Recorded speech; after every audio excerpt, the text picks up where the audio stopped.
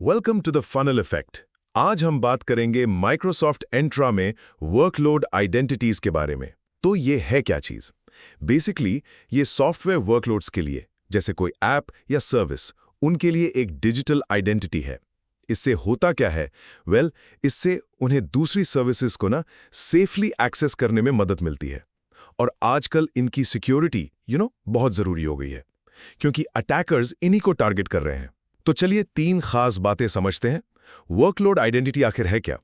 देखिए, ये हमारी यानी इंसानों की आइडेंटिटी से अलग होती है। यह है नॉन ह्यूमन आइडेंटिटी, खास तौर पर सॉफ्टवेयर के लिए। एक एनालॉजी से समझें। मान लीजिए आपके सॉफ्टवेयर को किसी रिस्ट्रिक्टेड एरिया में जाने के लिए एक स्पेशल एक्सेस कार्ड चाहिए। वर्कलोड आइडेंटिटी कुछ वैसी ही चीज है।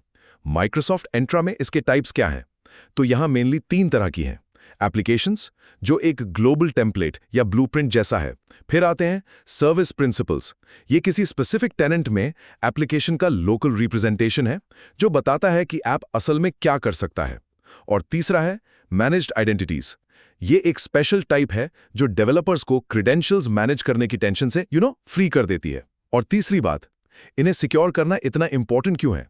सिंपल है, नॉन ह्यूमन आइडेंटिटीज तेजी से बढ़ रही हैं और अटैकर्स का फोकस भी इन पर ज्यादा है।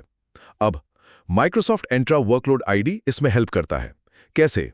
कंडीशनल एक्सेस पॉलिसीज लगाकर, आईडी प्रोटेक्शन से खतरों का पता लगाकर, और मैनेज्ड आइडेंटिटीज या वर्कलोड आइडेंटिटी फेडरेशन से सीक्रेट्स मैनेज करने की जरूरत कम करके। तो in short, workload identities software के लिए डिजिटल आईडीज हैं जिन्हें सिक्योर रखना बहुत जरूरी है, और एंट्रा इसके लिए जरूरी टूल्स देता है। Thank you for watching the funnel effect, and for detailed information visit the funnel effect.